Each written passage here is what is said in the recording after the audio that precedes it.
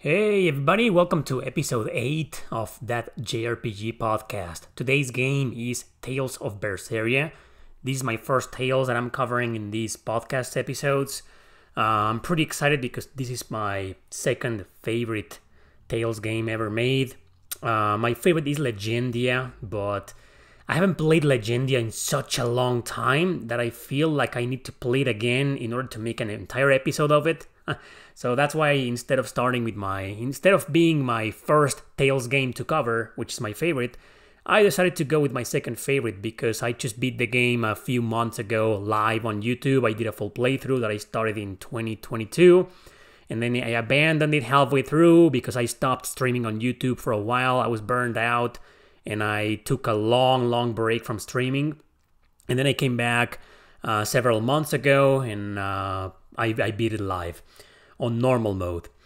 So this is a very important game to me because I have a long history. Well, not so long, it's just an interesting history with it. So I'm just gonna start with that. When this game came out, I think it was announced in like 2015 or 16, I don't remember. And back then I was already a huge Tales fan. I had played several games in the series. So I got pretty excited, but when I watched the trailers, I saw Velvet's design and she looked kind of ridiculous. It's like they were going for a sexy outfit, but it didn't kind of fit the personality. In the trailers, you could see that she was like kind of edgy, that the story was going to be dark about revenge. And when I saw her like that, it was like, oh my, what's the point? It just makes no sense that a character like her is dressed like this. Of course, you don't understand anything until you play the game. When I played the actual game, I understood everything. And while I still believe her clothes didn't make any sense, well, I understood why they were kind of like ragged and, like that. So, but what I'm trying to say is that when I watched the trailers, I got like pretty mixed feelings. So eventually, when I came back to YouTube and started making content in English, the game was already out and people were often asking me about it. Have you played Tales of Berseria? When people started realizing that I was a big fan, they started talking about the game and asking me about it. And I was like, well, I don't have a PS4. Back then I didn't when this game came out, or Nier Automata or Persona 5, which were like the three of the biggest JRPGs of like 2016, 17, especially 17. So people gave up and stopped asking me about it because then everybody and their mom knew that I didn't have a PS4, and throughout the entirety of 2017 and 2018, I didn't have one, so every single one of my videos was about games from the PS3, 360 era and below. And then eventually I got a PS Vita and started doing that. And then eventually I got a PS4 by the end of 2018. So at the beginning, when people realized that, they were all like, you gotta play Persona 5, you gotta play blah, blah, blah, blah, and you gotta play Tales of Berseria. But I always told them that I wasn't very excited for the game because of what I told you at the beginning, that the trailer looked interesting and dark and edgy, but Velvet's design kind of turned me off. Like, I don't understand what was going on, if they wanted to go for a mature setting or a darker setting, seeing her dressed like that, it was like, I can't take this character seriously, and it kind of disappointed me. And plus, I had a small mindset when it came to fan service. I was still kind of on the edge back in the day. Nowadays, I appreciate it way more, and I respect it, and I actually support it.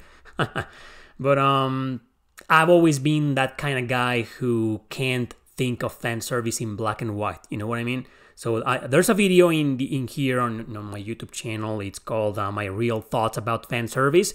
Go check it out. I haven't changed my mind of pretty much nothing that I said in that video. So go and watch that video and you'll understand my full point of view when it comes to fan service or sexualization of characters in video games. But most of you probably know how I feel about it nowadays, right? But back then I thought a little bit different.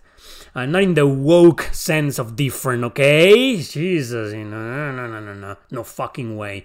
But I thought different. I was like, oh my god. It's like Xenoblade Chronicles 2, for example. It's like, you want me to take this game seriously? It has a serious story, but these are the girls, I mean, like, what the hell, right? I mean, it's just, is this a comedy? And yeah, half of the game turned out to be a comedy, didn't it? And but the other half was like trying to be taken seriously with these characters, you know, and was like, oh my god. But anyway, I think different nowadays.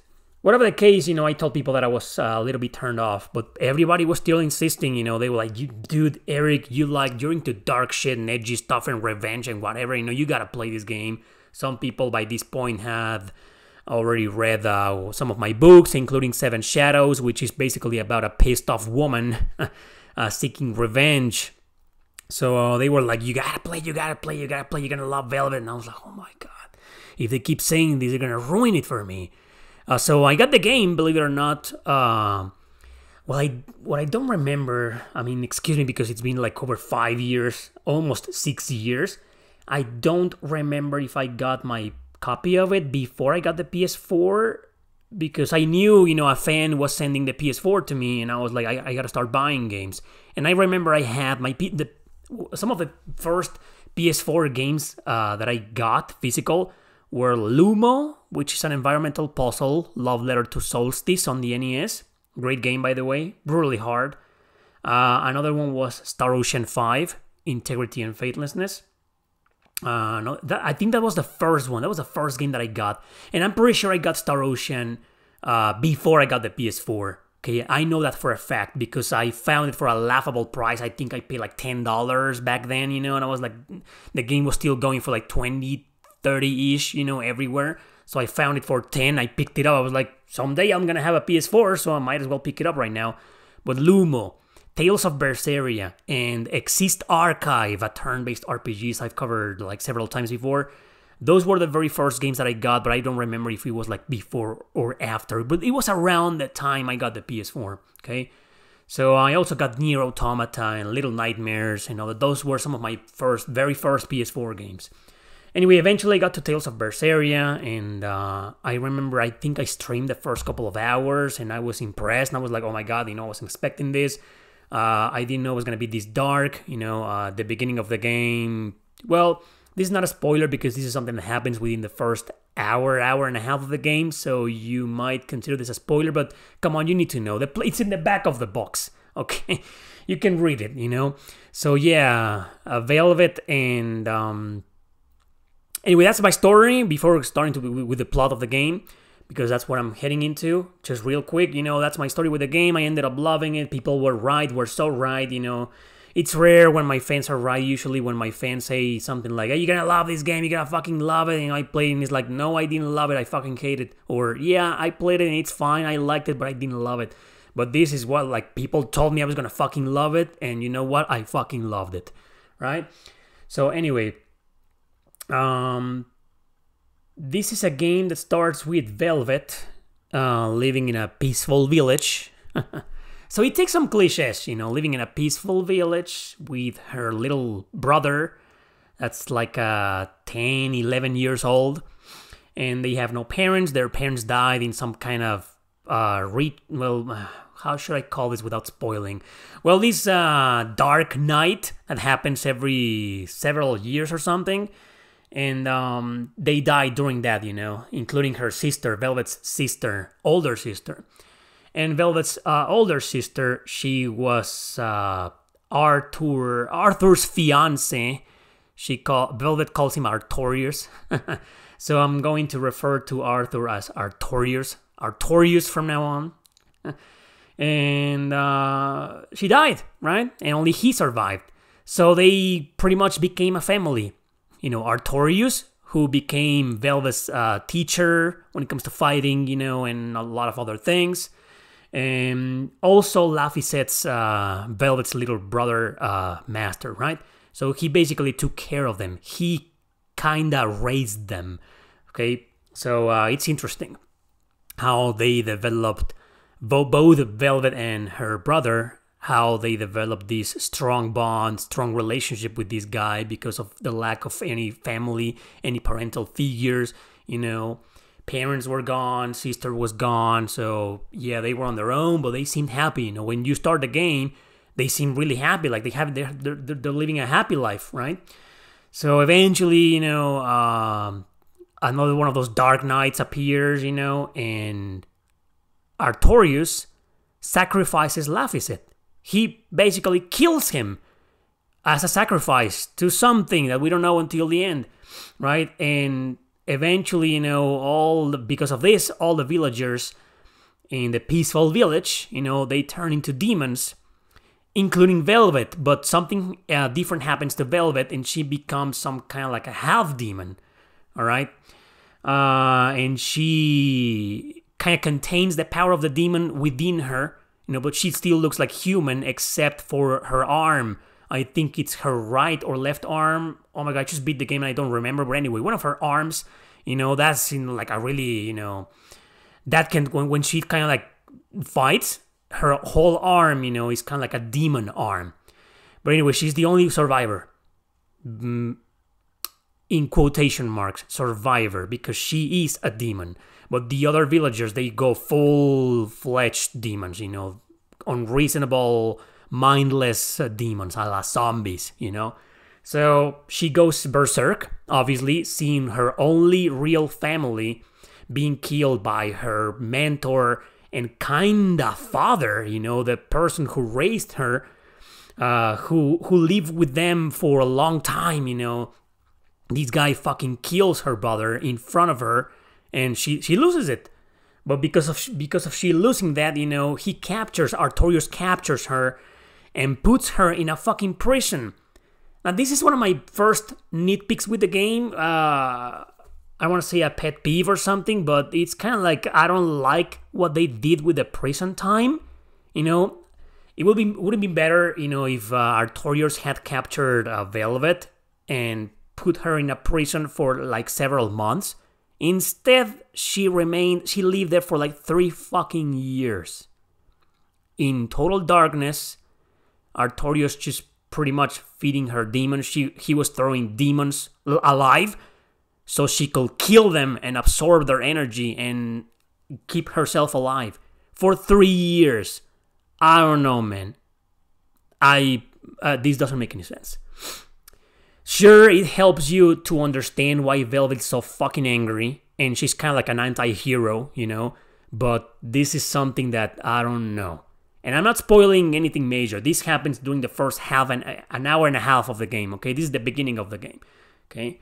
But I really wanted to point that out at the beginning because that's one of the first things that I noticed in the story. I was like, this doesn't make any sense. No fucking human being can live like that for 3 years without losing their mind entirely. And Velvet's still a pretty reasonable character.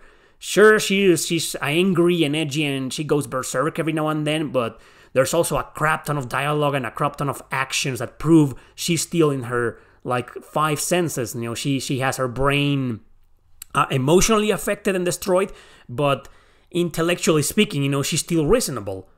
And you're telling me she lived like that for 3 fucking years?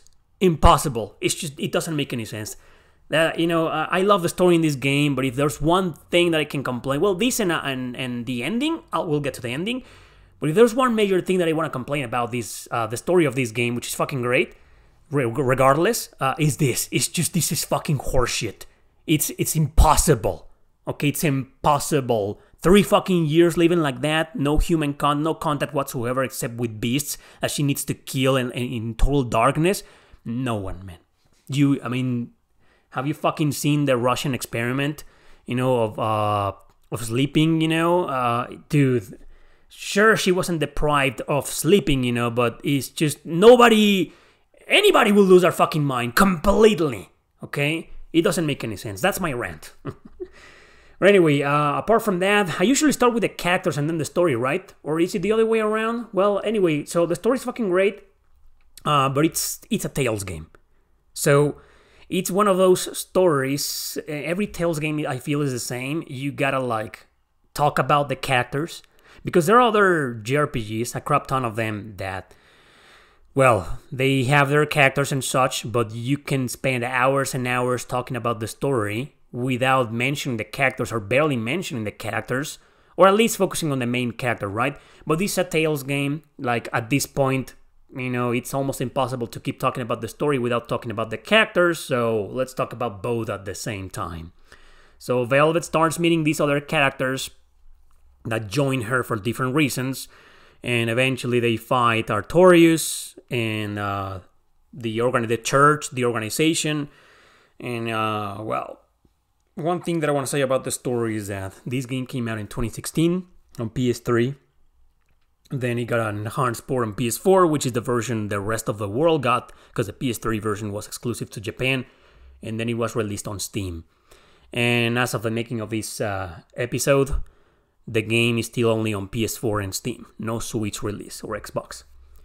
So, why am I mentioning this? Because it's just funny to see that if you play the game, there are so many references of what was going on back then, of what was beginning back then, and nobody knew, not even the writers of this game, nobody knew that the world was actually going to turn kind of like that, with an organization, ginormous group of people spreading a mentality that brainwashed millions of people into thinking that the church and the political correctness, was the right thing to do and the right way to live. You know where I'm going, right? So during the stream, when I came back to finish this game live, I was constantly mentioning that, because there are so many scenes and so many events that happen in the game that are like, dude, how can you not think that? How can you not compare them to what's going on nowadays? Our characters are anti-heroes, who don't believe in the agendas, who don't swallow the fucking bullshit. Well, with the exception of Eleanor, we'll get to that. But all the other characters, are like, they don't believe in the bullshit. They don't believe in the narrative, in the modern narrative, and they want to fight for freedom, for free speech, for free will. Hell, I think there's a song in the game called Free Will, So, and it's all like about, well, that's the irony nowadays, the narrative tells you to go against the church, which is interesting. But the church in this game, the organization, the shepherds and stuff like that, they're basically that, to spread and brainwash people into thinking that what they're doing with Artorius and the other heads of the church, this organization, are in the right, and that's what you should do and what you should believe in. People who want to rob you of your free will, of your free thinking, and just pretty much have you behave like a fucking controlled motherfucker, and obey. Yeah. It's just impossible not to compare what happens in this game to what's going on nowadays. I doubt that was the intention of the developers, okay? Because a lot of JRPGs, long before this one, have been about kind of like similar, a bunch of characters coming together and exposing the evil organization or the evil empire, that's controlling everybody and stuff like that, okay? So it isn't the first one to do it, but it's just a game that hits right on the mark. It hits the spot, perfectly well. You play this game nowadays and you're like, oh my god, it's just impossible not to compare it to what's going on nowadays. But everybody's gonna have a different interpretation of the game. I'm pretty sure there are a lot of fucking libtards out there who play this game and they like, oh, this is a fuck you letter. This story is a fuck you letter to the right. Oh, sure. And then there are people who say this is a fucking fuck you letter to the left. Jesus. It's a fucking fuck you letter to the government, to oppression, any kind, doesn't matter where it comes from. That's my interpretation of the game. This is a game where the characters fight against the system. Can we all agree with that? Thank you. So, Velvet herself, the characters. Obviously, Velvet, I'm not going to talk too much about her because I've spoken about her, a million times in several videos in the past. I'm a huge fan. I still think her clothes make her look fucking ridiculous. If they wanted to go for a sexy outfit, they should have gone for a sexy outfit, no problem, but not whatever the fuck she's wearing. It makes no sense, and it makes it look kind of dirty. Yes, I know that's once you play this game after the first couple of hours, you understand why she looks like that, but I don't know, man. Her ragged clothes make her look like she doesn't give a shit, but if she doesn't give a shit, well, let's not just get too much into the clothing. I'm just upset about that. Anyway. Her personality, her actions, like I said, she should have lost her fucking mind badly, during the imprisonment, but it's a video game, I don't know, anyway, logic, right? Logic always goes down the drain whenever, wherever. So, But in terms of personality, she's a very interesting character. She gets impressive development thanks to another character, Laphicet, who is, well, we'll get to him in a bit. She starts getting this softer side of things thanks to not only this other little guy, whom I'll refer to Laffy, so you guys don't get confused, okay?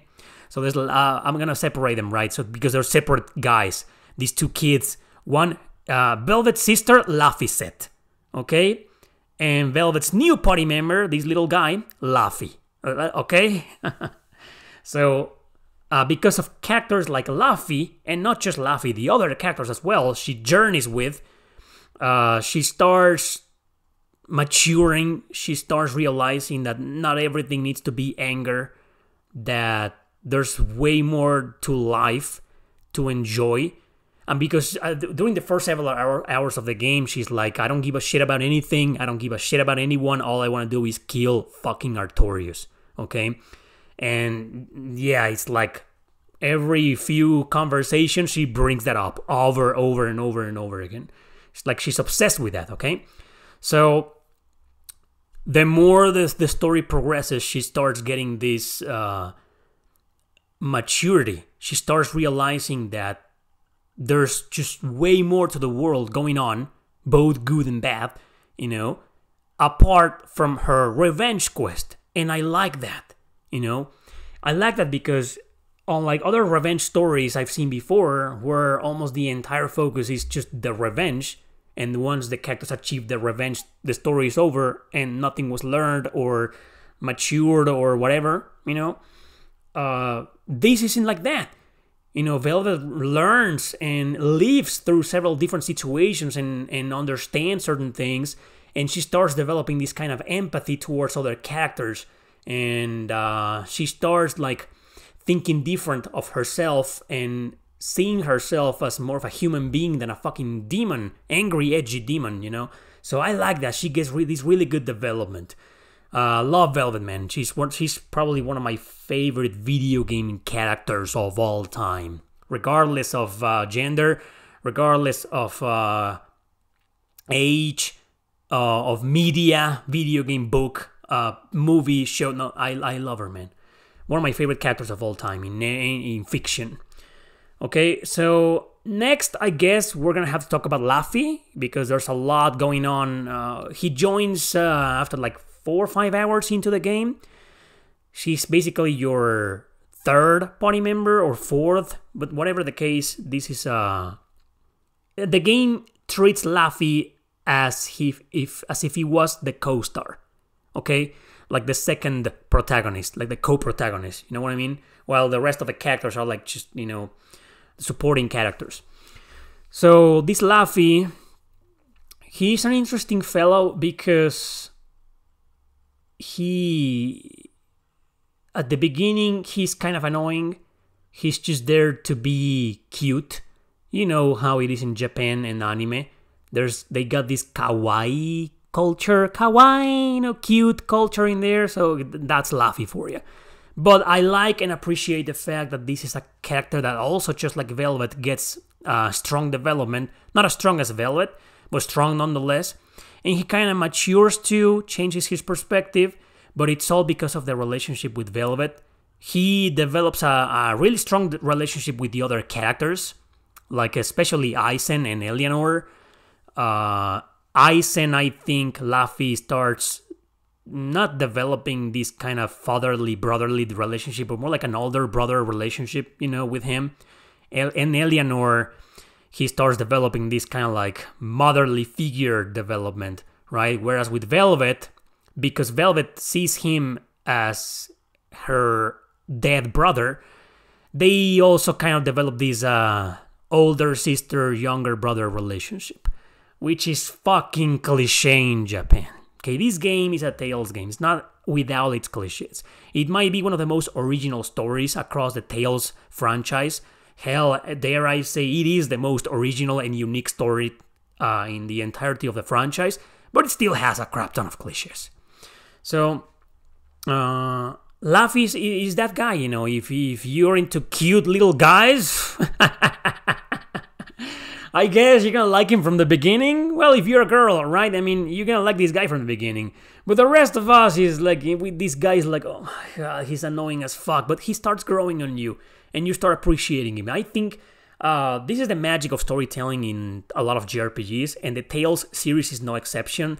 They always have these characters that are like annoying at first, and they take a while to grow on you, but they do grow on you. Not all of them. Okay, some characters across the series never grew on me. Laffy grew on me.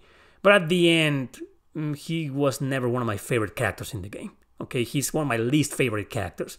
I was like, he's just there, you know, to bring Velvet back to her senses before she completely becomes a murderous demon and cold-blooded assassin and goes batshit crazy for good.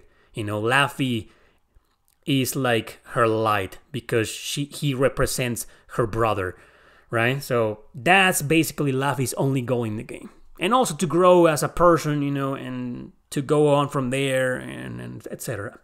So interesting character, you know, but I found him more annoying than likable, to be honest. But he grew on me, and halfway through the game, I started not minding him that much. Aizen is my second favorite character in the game. He's such a badass, and he's, I don't know, I kind of envy him. I'm kind of jealous of him, you know. Not jealous of his life. I would never want to be a pirate.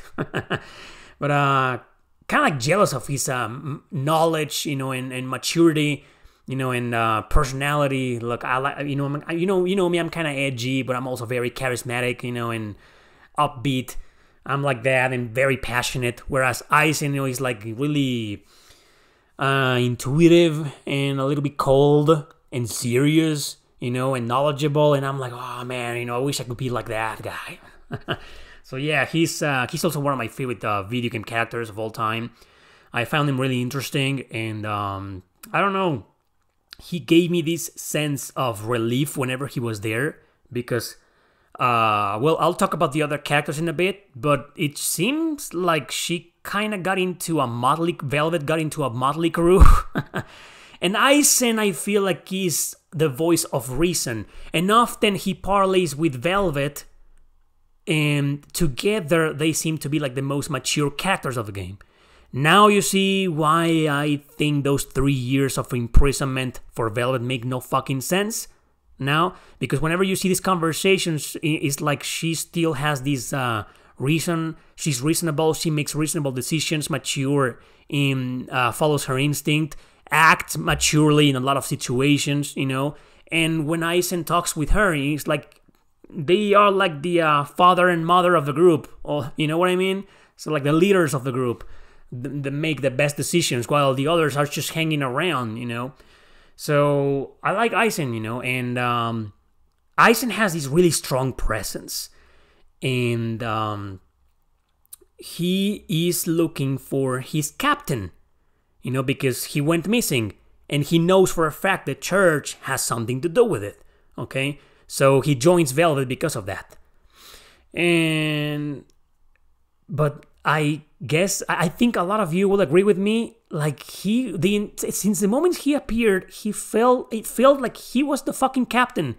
Like, you see this guy, you know, and giving orders, you know, and hanging with your party and all that stuff, and the way he talks and the way he carries himself, and you're like, that's the second in command? And it is weird, you know, like he totally feels like he is the boss, he is the captain, you know, and there's someone above him giving him orders. It's kind of hard to believe, you know. But anyway, Aizen, really cool character. The kind of development he gets is interesting because it's not too strong at all. In my opinion, he and Rokuro are the ones that get the worst development, but the development they get is not necessarily bad. It's more like these guys were already determined, and they already knew what to do, and they knew what they wanted.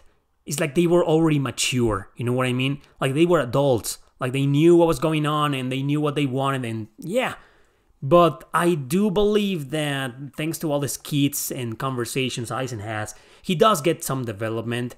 he's not as cold as before. He starts developing this relationship with Luffy, and he kind of, well, it isn't really hinted, but I always believed that there was something, or maybe I just want to believe that there was something going on between Aizen and Velvet.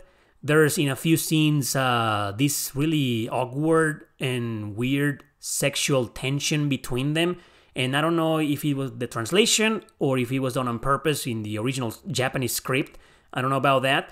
But there seems to be like Aizen and Velvet make such a good couple. You know what I mean? So, but it doesn't happen. It never happens. So, yeah. Great character. I love Aizen. Rokuro, I'll be honest. I like Rokuro. I like his personality. He's also a badass, and he's obsessed with finding his brother, and fighting him and defeating him. And he's also half a demon, just like Velvet. He has the same problem. He's a half a demon, and the way he carries himself is like sometimes he's the most mature, reasonable, and logical motherfucker in the party, and sometimes he's the other way around. Like he's just comic relief. He acts as that. Luffy is a bit of comic relief too, but Rokuro is like the comic relief of the game. And when it comes to certain scenes, because we all know Magilu is the real comic relief. We'll get to Magilu. So Rokuro, I don't have much to say about him. Like with Aizen, he doesn't get the best development. I'm not going to spoil anything, but let's just say that he achieves his goal somehow, and that's it. And that's like, okay, what I'm trying to say is that I played this game twice. I beaten this game twice, and I'm still of the same mindset. Like, he didn't get the best development, but he's okay. I like his personality. I like him, but he wasn't one of my favorite characters. I wish there could have been more to this guy than what we saw in the game to make me say more, but he's alright, he's a cool character. Then that's it. I don't even know what else to say about him. Okay, moving on to, I'm saving Magilu for last. Okay, Eleanor, such an interesting character. There have been people like that in recent times, people who were like woke as fuck, and now they're the other way around. They're kind of against it.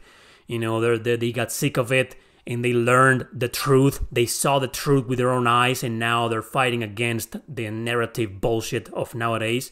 That's why I'm so fond of Eleanor, because at the beginning she's like, okay, a lot of people hate Eleanor because she's a brainwashed sheep, and she's always defending the church. Eventually she starts giving the church the benefit of the doubt, and then also she starts giving Velvet and her party the benefit of the doubt, and at the end she comes around, and she's one of us, right? But how long it takes for Eleanor to get there, to get to our side, that's what pisses people off, and I understand that. But since I've seen characters like her before in shows, movies, books, I kind of knew what was going to happen.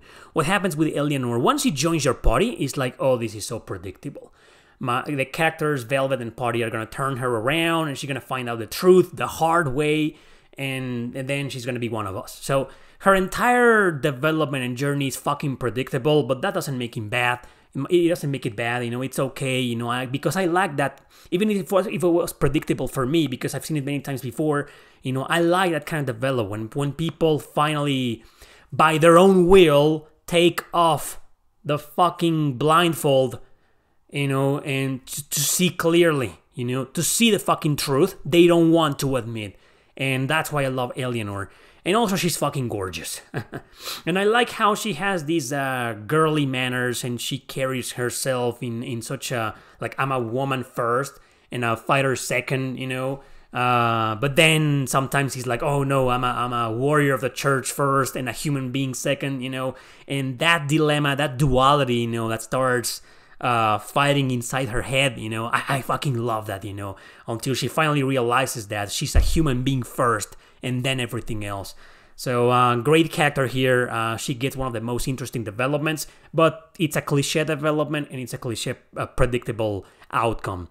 But anyway, I still love her. And finally, Magilu is the most intriguing character of the game, because she's clearly there for comic relief, but she's also like something dark and twisted is going on behind her. and her past, eventually catches up with her, and the characters realize that. And when that happens, they're all like, "Oh my god, I thought you were only a dumb fucking witch that was with us out of convenience or opportunism." Well, for opportunity, Sorry for my bad English. So I thought you were just a dumb bitch, and no, she's a big deal, man. And yeah, that's part of her development, and the plot twists with Magilu and Bienfu, the little character that follows her. It's just really interesting, and it was way more interesting to see how she basically ends up being part of, like, a big part of the story, and a lot of things happen because of her past actions and current actions. So they nailed it. Because I'll be honest, during my first playthrough of the game, I didn't become a big fan of her. I kind of disliked her. But it was after my second playthrough when I appreciated her more. I actually appreciated her like long before I started my second playthrough. But for some reason, she grew on me way more than on most of the others. Up until the point she became my third favorite character in the game. I love her. She's also, like, despite being flat, she's also really sexy. There's something about how she expresses herself, how she moves, and how she carries herself that makes her, like, really fucking sexy. And I love her for that. And I also like her personality, how she's just teasing constantly Velvet and the other characters in the party. And sometimes she succeeds, and other times she fails miserably. And she's funny. So she is the comic relief of the party, but she also... I mean, you start taking her more and more seriously as the story advances. So, really intriguing character, full of secrets and full of crazy revelations. And that's that. And I don't have much to say about Bienfu. Bienfu can go fuck himself. I hate that little fucker. I never found him funny. His voice actor in both English and Japanese is annoying as hell. Fuck that character. He should have just died at the beginning of the game. I don't know. Never liked Bienfu, to be honest. So, that's it for the characters. Now, moving on to the gameplay mechanics. Well, it's a Tales game. I don't want to get too much into the gameplay mechanics because you already know how it goes. Town-to-town exploration. Thankfully, no random encounters. You can see the enemies around. It isn't hard to avoid most of them, but sometimes, you get into there's a lot of situations in the game, a lot of parts in certain areas or dungeons where it's just so hard to avoid them. And, well, I guess, in a sense, the game is trying to... I don't want to use the word force. They aren't forcing you to fight. But they're more like manipulating the layout of every dungeon or area to kind of get you into battle. Because you need it. Unless you're playing on easy. Okay, this game has the standard easy, normal, and hard. I've never played this game on hard.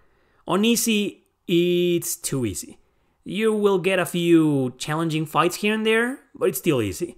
Like, the first time I beat this game, I did it on easy, and I always regretted that, because once you get gist of the battle mechanics, which we'll get to later, the game becomes easy.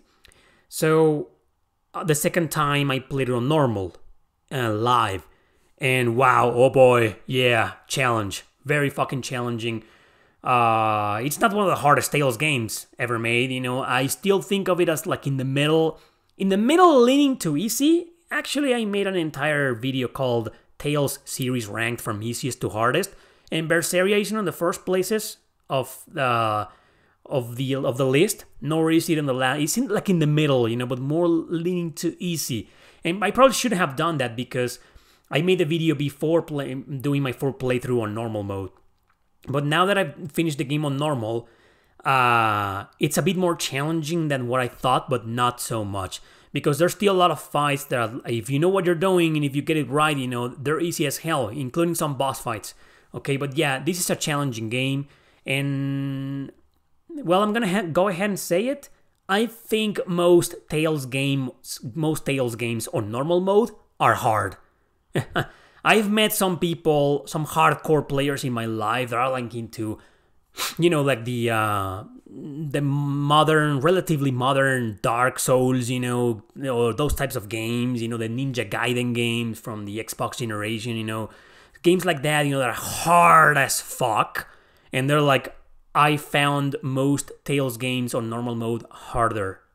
I don't know why they say that, but anyway, I still find Bloodborne 10 times harder than most Tales games.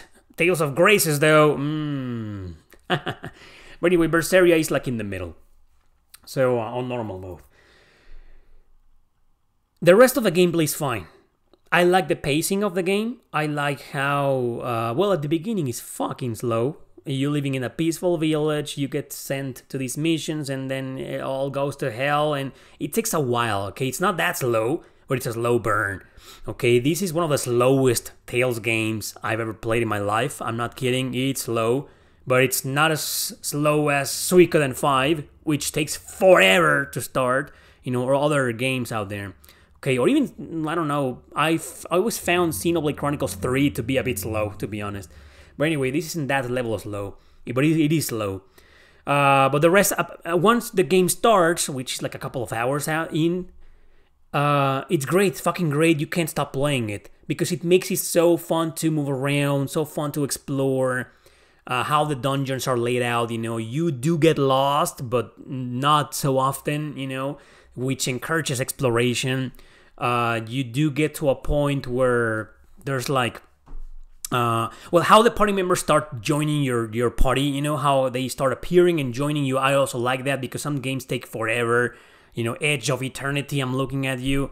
That's an indie game, but anyway, there's been some other JRPGs in the past, where, oh my god, you're 10 hours in and you only have like one party or two party members. Like, dude, like give them to me now. 10 hours in, you expect to have everybody already, right? Well, this is one of those games, thankfully. Everybody joins fairly quickly, and they start developing and growing on you since the beginning, and you start learning about more and more about them. There's always something going on between them, unlike in other JRPGs where, when are we going to start seeing more development for this guy, and it takes forever, right? No, not in Berseria. So, yeah, great gameplay. There are some puzzles in there that are kind of annoying. Especially the final dungeon is fucking bullshit, but we'll get to that. But yeah, nothing kind of like game breaking, like rage quit. Yeah, I rage quit in the game because of the puzzles. Not really. I think I did. I do remember getting angry in some parts of my full playthrough live, and you can watch it if you want to. But it's not like I rage quit. Like I threw the controller and I'm like, fuck this game. No, so nothing like that. But the one thing about the gameplay. So this should be like a 10 out of 10 gameplay. No, it's a 9 out of 10. I'm taking 1 point out because of the backtracking. It's bullshit. It is fucking bullshit. Halfway through the game, you're still backtracking. Eventually, they start giving you these items, that, you can teleport back to town or to the last save point or whatever, cool. But in a lot of areas, they don't let you do that. Even if you have the items, you can't teleport because you need to backtrack, watch a scene, a mandatory scene, backtrack some more, watch another scene, and then finally you can use the item to teleport back. So I hate how that was handled, That was bullshit. And I think they learned from that because the next game in the series, Tales of Arise, wasn't like that.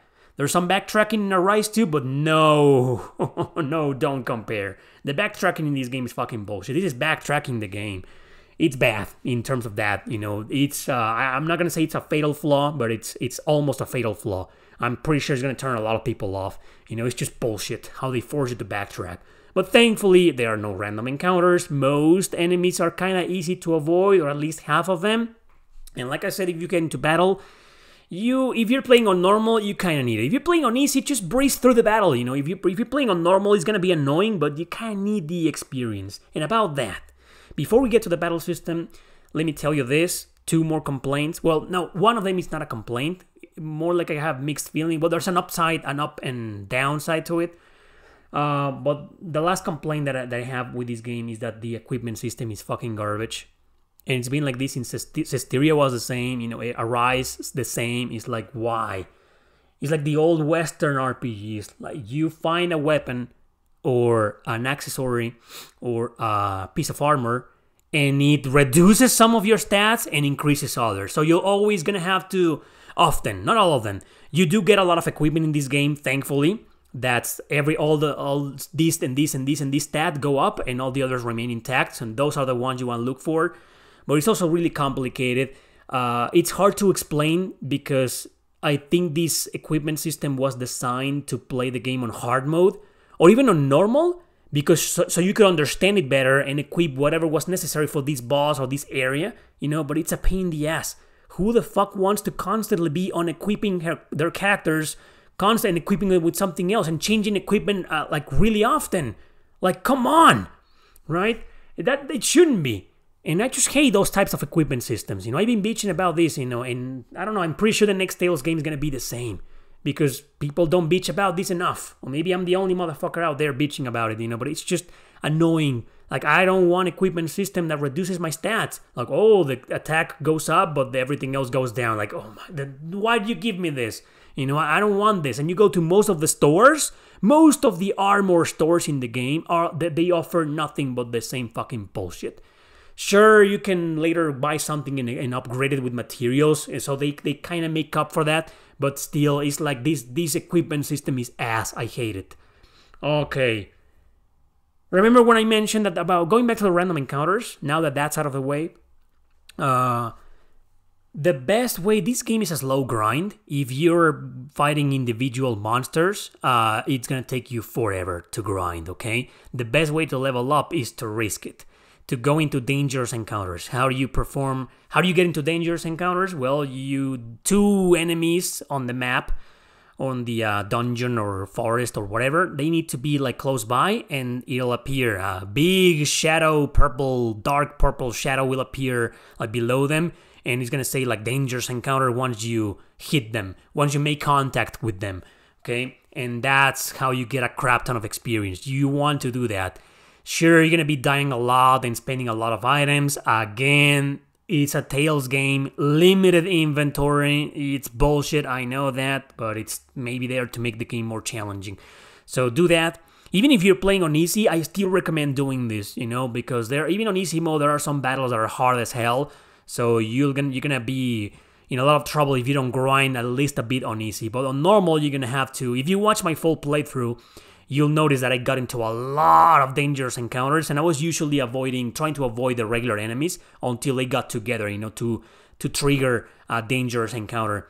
So are they hard? You fight a lot. Battles take several minutes to end, but it's worth it because you get a lot of experience. And that's when the balancing issues of the game come into play, and also because of the bosses. It's so easy to die in this game because you did something wrong. So you're constantly relying on magic, on healers, and often I found myself switching to another character. Thankfully, you can switch to another character. Not so easily. I don't like the interface when it comes to switching characters. It's kind of weird and fucked up because you can move the other two characters that are not in the party fighting to another character, and I don't understand why couldn't I just click one fucking simple button and change to another character. That would have been much better. Instead, they kind of like move these characters first to the next character and then move to another character. And no, that was convoluted as fuck. But it's not a big deal. So sometimes I found myself switching to another character to heal or to revive someone or to heal, to cast a healing spell with Laffy or with Magilu. I barely use Laffy. Most of the time I use Magilu. In fact, I never took Magilu out of my party unless it was necessary, unless she wasn't in the party at that story moment. But yeah, you want to do that because now let's get to the battle system. This is a game where unfortunately it's not gonna be for everybody because it relies a lot on combos. It's much better than the one in Cesteria. They tried to do this with Cesteria and Graces and failed. Within Graces they kind of got it right, but in Cesteria they fucking failed miserably. But they learned from that and they got it right with this game. So basically you have your four action buttons on your PlayStation controller or Steam. I don't know, I play the PS4 version. So you got your four action buttons, triangle, square, circle, and X. Okay? So each one of those starts performing a combo. If you button mash the triangle button, Velvet's gonna do like 4 combos in a row. Or any other character, they're gonna do like 4 combos in a row. And the square button, same, 4 more combos. So you got like, in total, you got basically 16 different combos that you can input into your 4 different buttons. This is what gets people, they get confused, because usually in the Tales game there's only one button to fight, which is usually in the PlayStation versions, the square button. Okay, that's the one people use to fight, use regular attacks, and then another button is for the skills. That's usually a Tales game, and they got rid of this system in Tales of Arise. It went back to normal, to that system that I just mentioned, but in Berseria it's like all buttons do fighting, okay? So you're gonna have to get used to that. This is why I always tell people, you know, it's okay to play this game on easy, because it's hard to get into, okay? The game has mixed reviews, or mixed feelings, and it's a pretty divisive game precisely because of the combat, because of this combat. A lot of people hate it, but because people that refuse to play the game on easy. Like, what's wrong? You know, just play it on easy on your first playthrough, and trust me, that's what I did, and I appreciated it. It was thanks to being my first playthrough being on easy that I got to appreciate the battle mechanics and learned and managed them, and you know, I wouldn't say I perfected them, of course not, you know, but I got better. It helped me play the game on my second playthrough on normal mode, and I beat the fucking game, you know, live. So that was an achievement, because usually most action RPGs I play them on easy no matter what, because I suck at them. But in this one I got good, I got better, thanks to playing the game on easy at first, you know, because it is necessary, I think. So that's why a lot of people hate the game because they play it on normal mode, and the battle system is so hard to understand and get into, you know, and you never know which combos are the best ones. It's like you kind of like try it randomly, and okay, this looks cool, this helps me out with this situation, so I'm keeping this. But you constantly keep learning more moves with other characters, especially with Velvet. And then eventually you're like, oh my, I had all of these fucking combos, and I don't know which ones are the best ones for this boss or this situation. So yeah, I understand that frustration, you know, which is why I believe it's best to play it on easy first, okay? But yeah, the game suffers from balancing issues. It's not as unbalanced as others out there, but it's got some balancing issues, you know. Some bosses are gonna be a walk in the park, even on normal, and others are gonna be like, holy hell, you know. But it's just so much fun. It feels fucking great to beat the crap out of your enemies with most characters. Of course, Laffy and Magilo are just the mages, but Aizen, Rokuro, Eleanor, you know, Eleanor is kind of like a mixed bag when it comes to combat. But the other 3 guys, you know, like Velvet, Rokuro, and Aizen, it feels fucking great to beat the shit out of your enemies with different combos and try out different moves, you know. It feels fucking great, you know. So that's why I love it, you know. I love the battle system in this game. It's not one of my favorites in the series. I think I like Exilia 1 and 2 more when it comes to combat, but this could easily be my 3rd favorite battle system across the entirety of the Tales series. Yeah, I love it. So it's hard to get into, but that's my advice. Finally, the music and the graphics. There's not much to say about the graphics, because this is unfortunately a PlayStation 3 game, and we only got the enhanced version of it with a little bit of upscaling graphics on the PlayStation 4. So it's even though it's a 2017 game, you know, it still kind of looks like a 2012, 2013 PS3 game. I'm gonna go ahead and say this. Tales of Exilia has better graphics than Tales of Berseria, and it came out long before. Cesteria also has like Exilia. Cesteria also has the same problem. The graphics don't look that impressive, you know. So Berseria should have looked impressive as fuck, and it just didn't. But the graphics aren't bad. Forget about the graphics looking like a PS3 game. Enjoy the art, enjoy the scenery, enjoy the dungeon design, you know, the characters themselves, the 3D models, the 2D models, you know, everything looks fantastic. I still think this game, despite underperforming in terms of modern graphics, modern for 2017, it looks fucking beautiful. You know, I like the graphics. I like, not technically speaking, you know, artistically speaking, I like the graphics. And I like how the characters look, their clothes, you know, their choice of whatever. With Velvet, I have mixed feelings. We talked about that. But, I mean, she's still beautiful and sexy and gorgeous and whatever. So, yeah. So, I have no real complaints, artistically speaking, about the graphics. It's a beautiful game. And the music, surprisingly, this one has one of the best soundtracks across the series. And you want to know why? Because it's edgy. So, that's the kind of music that I'm more into. So, I like how Motoi Sakuraba, the composer, understood that, and therefore, as a result, several themes of the game turned out to be great, because I'm one of those guys that thinks that Motoi Sakuraba, the music in Tales games, is like 5, 6, 7, 8 great themes, and the rest is fucking forgettable in every Tales game, where he composed the music. But Berseria stands out a little bit more above the others. Sure, I'll say about half of the soundtrack is fucking forgettable, and the other half is great. So great soundtrack, and not one of the best ones out there, but great. I think it's one of the best Tales soundtracks of all time. Yeah, how about that? But one of the best soundtracks in JRPG? No, far from it. So, yeah, great music. And that's it. Overall, I strongly recommend this game. It's, I think it's a masterpiece. It's a flawed masterpiece. It has the backtracking issue, the equipment system issue, the balancing issues, and the PS3 graphics. But other than that, it's such an incredible, gorgeous game, and badass, and great story, unique storytelling, unique protagonists, unique cast.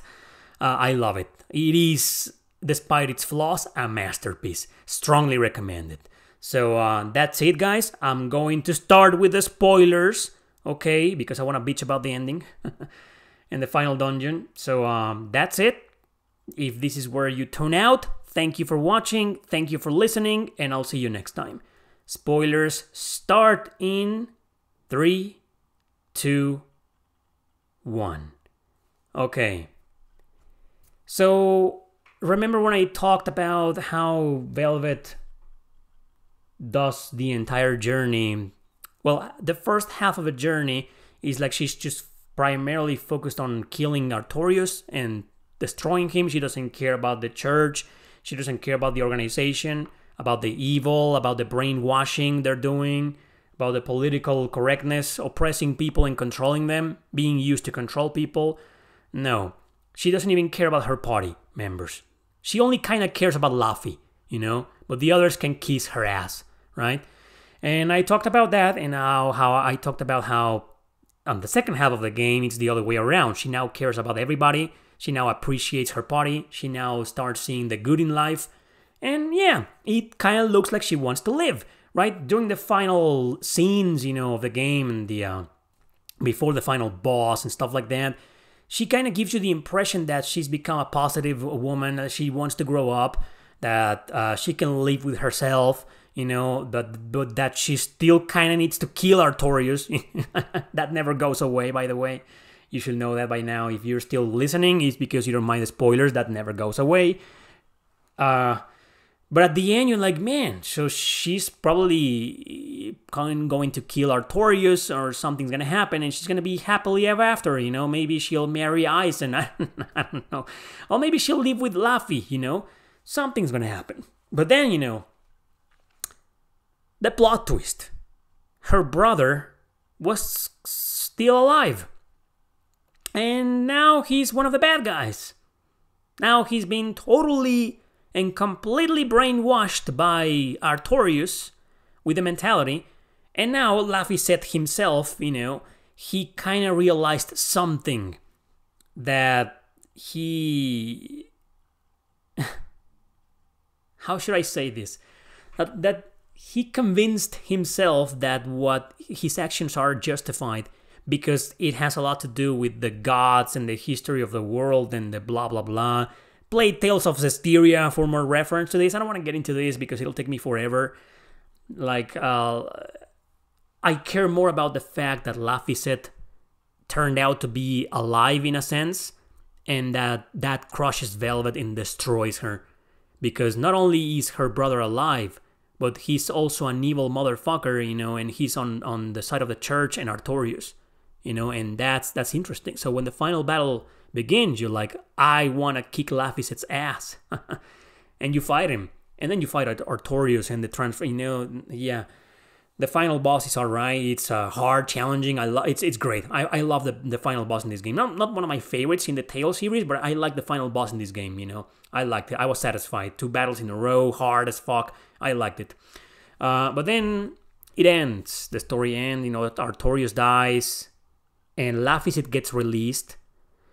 And the only way to keep the curse from appearing again and the world going to shit, I'll make it short for you, is to remain Velvet to remain with Laphicet. So they can constantly feed on each other with their life energy. So they stay like that. Forever. That's the ending. And everybody goes their way. Laffy turns into a dragon, and eventually... Yeah, the other Laffy. Okay, Laffy, not the real brother. Your party member, he's a fucking dragon. And now he's the overseer of the world. And he oversees Velvet and Laphicet, who are hugging each other on kind of like in a coma forever. And Aizen finds, he becomes the captain of the crew. Rokuro defeated his brother, Magi. Everybody gets like a regular expected, predictable ending. No, it's fine. Maybe not that 100% happily ever after, but it is what it is. The ending you were expecting for every single one of them. But Velvet and her brother stay hugging each other in a coma for the fucking... Like, what? No. I'm not gonna... This is an edgy, dark game, right? I wasn't expecting Velvet to have that ending. I wasn't expecting her to have, I don't know, like, happily ever after ending. I wanted that ending for her because she totally deserved that. What a fucking horrible life she got, No parents, sister dead, and now for imprisonment, half a demon. Like, oh my god, give the woman a break. Give her some happiness. The perfect ending would have been that. To Laphicet to return to normal and she lives happily ever after. And maybe she marries someone, Rokuro, Aizen, not Laffy. Well, you know what I mean, right? So why could we get that ending? The woman deserved that. If this was a regular Tales game and Velvet didn't have that miserable life, I don't know, the ending wouldn't have bothered me that much. But the fact that that's her ending, well, on the other hand, she kind of achieved, what happier ending could there be for Velvet than to be with her brother forever? But I don't know, that's fucked up, don't you think? I don't know if you guys have brothers or sisters, and I don't know what kind of relationship you have with them. I have a good relationship with my brother and my sister. But let's say that my goal, I found happiness by staying with my sister for that. Even if we are in a coma, sure, she's happy, Laphicet's happy, they found each other, they reunited, and that's great, right? But why like that? Why stay forever in a fucking coma without being able to move or to live your life? The entire journey of Velvet was to learn that she had a life. There was more to her life than just revenge, And at the end, then goodbye, no more life. The life that she developed, and realized and discovered, it's gone now because she's now stuck with Laphicet forever. I don't know. I don't hate this ending, but I don't like it. That shouldn't have been the ending. I don't know, for some reason I feel like this game deserves a sequel because of this. To see, to someone, maybe Laffy, as a dragon or something, to find a way to separate them and, I don't know, maybe a different journey. I don't know. They'll probably fuck up the sequel, knowing Tales, but I don't know. Why not? Oh, and when I said knowing Tales, I don't mean the previous sequels. I'm a big fan of Symphonia 2 and Exilia 2, okay? I mean like modern Tales. They're gonna fuck it up with some fucking political bullshit, right? So maybe I don't want a sequel, but I don't want this ending either. I don't know. At least it didn't feel like it was all for nothing.